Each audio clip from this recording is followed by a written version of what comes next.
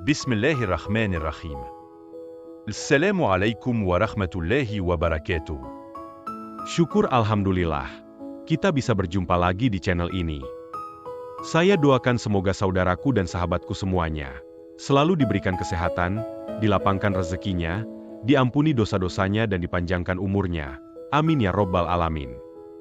Dan dengan penuh kerendahan hati, kami mohon kepada sahabatku semuanya untuk memberikan like video ini, dan yang belum subscribe, silahkan tekan tombol subscribe channel ini.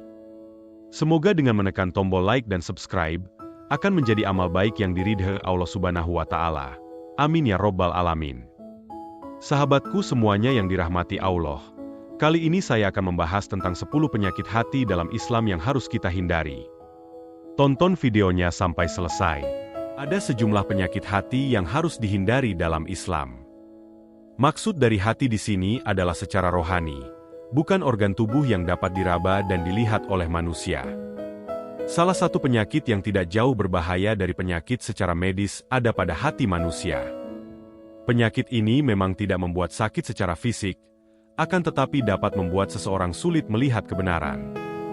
Macam-macam dari penyakit hati juga banyak dan bisa menjangkit siapa saja. Orang-orang yang memiliki penyakit hati terkadang dia tidak sadar kalau dirinya sakit. Hati adalah sesuatu yang sangat penting. Jika keadaan hati baik, baiklah seluruh tubuhnya. Begitupun sebaliknya. Sebagaimana disabdakan oleh Rasulullah dalam hadis riwayat Bukhari. Kana Rasulullah sallallahu alaihi wasallam. Ala wa inna fil jasadi mudghatan idza salahat salahal jasadu kulluhu. وإذا فسدت فسد الجسد كله ألا وهي القلب. Rawahul Bukhari. Yang artinya, ketahuilah, di dalam tubuh manusia ada segumpal daging. Apabila segumpal daging itu baik, baiklah tubuh seluruhnya, dan apabila daging itu rusak, rusaklah tubuh seluruhnya. Ketahuilah olehmu, bahwa segumpal daging itu adalah kalbu, hati. Hadits riwayat Bukhari. Selain hadis Bukhari, salah satu ayat Al-Quran yang memerintahkan manusia untuk selalu menjaga kesucian hati ada pada Al-Quran Surah Asy-Syams ayat 8 sampai dengan 10. A'udzu billahi minasyaitonir rajim. Bismillahirrahmanirrahim. Wa alhamaha fujuraha wa taqwaha qad aflaha man zakkaha wa qad khaba man dassaha. Yang artinya, maka Allah mengilhamkan kepada jiwa itu jalan, kefasikan dan ketakwaannya. Maka beruntunglah orang yang menyucikan jiwa itu dan merugilah mereka yang mengotorinya.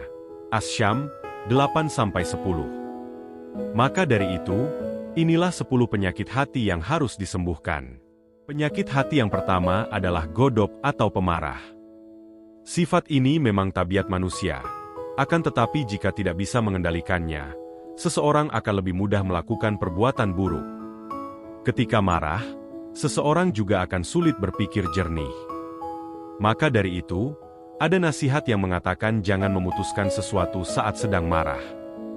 Amarah itu datangnya dari setan, maka berlindunglah kepada Allah Subhanahu wa Ta'ala. Marah merupakan salah satu bentuk emosi yang dimiliki manusia. Walau termasuk sebagai ungkapan perasaan, manusia memiliki kontrol diri untuk mengendalikan emosi. Nabi Muhammad SAW mengajarkan umatnya agar senantiasa mengendalikan amarah sebagaimana termaktub dalam sebuah hadits dari Abu Hurairah radhiyallahu anhu. Qala rajulun lin-nabi sallallahu alaihi wasallam, ya Rasulullah awsini, qala la taghdab, faraddada miraran qala la taghdab. Rawahul Bukhari. Yang artinya, berilah saya nasihat. Kemudian, beliau bersabda, janganlah marah. Orang itu terus mengulang-ulang permintaannya dan beliau tetap menjawab, janganlah marah. Hadits riwayat Bukhari. Penyakit hati yang kedua adalah ria.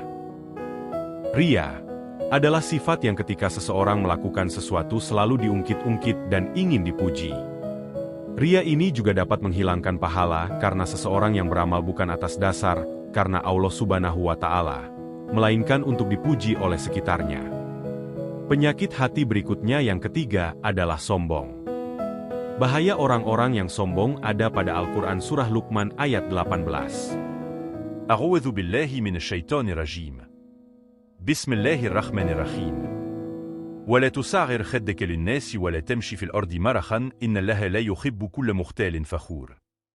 Yang artinya, janganlah memalingkan wajahmu dari manusia, karena sombong, dan janganlah berjalan di bumi ini dengan angkuh. Sesungguhnya Allah tidak menyukai setiap orang yang sombong lagi sangat membanggakan diri. Quran Surah Luqman, 18. Penyakit hati selanjutnya yang keempat, adalah dengki.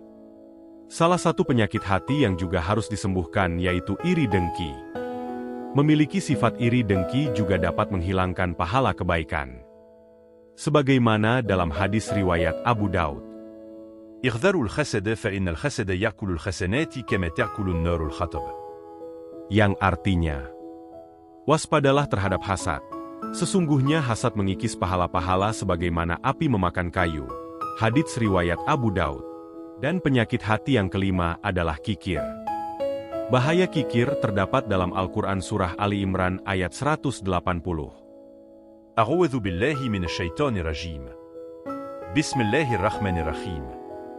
ولا يحسبن الذين يبخلون بما آتهم الله من فضله هو خيرا لهم بل هو شر لهم سيطوقون ما بخلوا به يوم القيامة ولله ميراث السماوات والأرض والله بما تعملون خبير.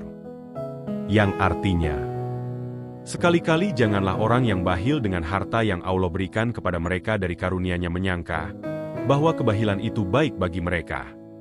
Sebenarnya kebahilan itu adalah buruk bagi mereka. Harta yang mereka bahilkan itu akan dikalungkan kelak di lehernya di hari kiamat. Dan kepunyaan Allah lah segala warisan yang ada di langit dan di bumi. Dan Allah mengetahui apa yang kamu kerjakan. Quran Surah Ali Imran 180. Penyakit hati berikutnya yang keenam adalah munafik. Munafik adalah mereka yang mengaku beriman tetapi dalam hatinya terdapat kekufuran. Bahaya munafik terdapat dalam Al-Quran Surah An-Nisa ayat 138. أعوذ بالله من الشيطان الرجيم. بسم الله الرحمن الرحيم. بشر المنافقين بأن لهم عذابا أليما. Yang artinya, kabarkanlah kepada orang-orang munafik bahwa mereka akan mendapat siksaan yang pedih.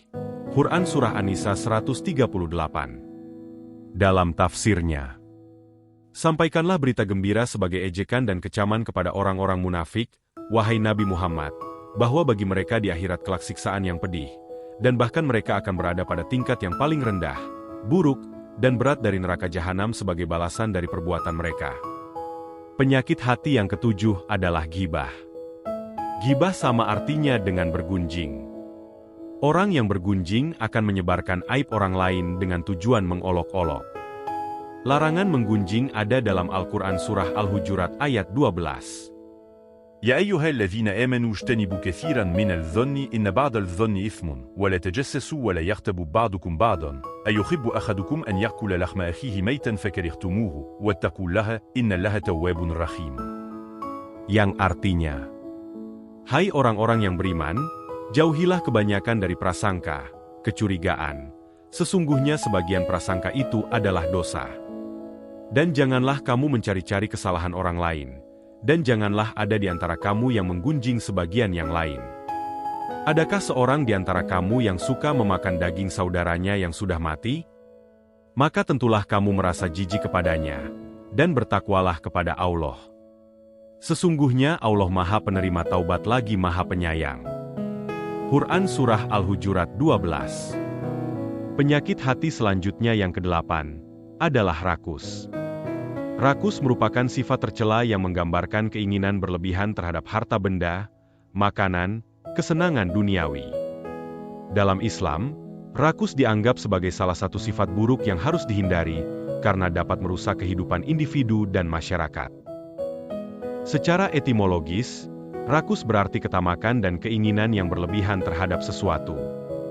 Dalam konteks Islam, rakus merupakan sikap yang tidak pernah puas dengan apa yang dimiliki, selalu ingin lebih dan mengabaikan orang lain. Penyakit ini menjerumuskan seseorang pada perilaku yang tidak terpuji dan melalaikan urusan akhirat. Imam Al-Ghazali, dalam Kitab Ihya Ulumuddin menyatakan, rakus adalah kebiasaan yang buruk dan sifat tercela. Ihya Ulumuddin. Orang yang memiliki penyakit hati ini tidak akan puas dengan hidupnya. Orang yang memiliki sifat ini akan terus memuaskan dirinya dengan sifat-sifat duniawi. Penyakit hati berikutnya yang kesembilan adalah namimah. Namimah atau adu domba, salah satu kegiatan yang dibenci Rasulullah. Dalil tentang namimah ada pada Al-Quran Surah Al-Qalam, ayat 10-12. ولا تطع كل خلاف مهين هماز مشاء بنميم مناع للخير معتد أثيم. Yang artinya, dan janganlah kamu ikuti setiap orang yang banyak bersumpah lagi hina, yang banyak mencela, yang kian kemari menghambur fitnah, yang banyak menghalangi perbuatan baik, yang melampaui batas lagi banyak dosa. Quran Surah Al-Qalam, 10-12. Penyakit hati yang terakhir ke-10 adalah ananiyah. Salah satu penyakit hati yang juga patut diwaspadai dan disembuhkan yaitu sifat ananiyah atau egois, mementingkan diri sendiri. Sifat seperti ini akan menghancurkan dirinya dan akan jauh dari rahmat Allah. Secara harfiah, ananiyah berasal dari bahasa Arab, ana, yang berarti aku, sedangkan secara istilah, ananiyah adalah sifat keakuan atau egoisme, di mana pelakunya hanya mementingkan dirinya sendiri tanpa memperhatikan nasib orang lain. Berikut ciri-ciri orang yang berperilaku ananiyah. 1. Sulit diajak berbagi rasa, suka semaunya sendiri, dan tidak mau memikirkan penderitaan orang lain. 2. Memiliki perilaku yang cenderung tidak mengenal kompromi, dalam arti negatif. 3. Memiliki perilaku cuek, masa bodoh, tidak mau tahu urusan orang. 4. Memiliki perilaku yang selalu cenderung tidak mau rugi. 5. Merasa dirinya paling hebat. 6. Menilai sesuatu baik dan buruk, atau benar dan salah, menurut dirinya sendiri. Itulah 10 penyakit hati yang harus kita hindari. Mari sekali-kali selidiki diri kita, apakah hati kita sudah bersih, atau kita menjadi bagian dari orang-orang yang memiliki penyakit hati tanpa disadari. Semoga video ini bermanfaat bagi kita semua dan terhindar dari berbagai penyakit hati. Jangan lupa like dan subscribe video ini. Terima kasih.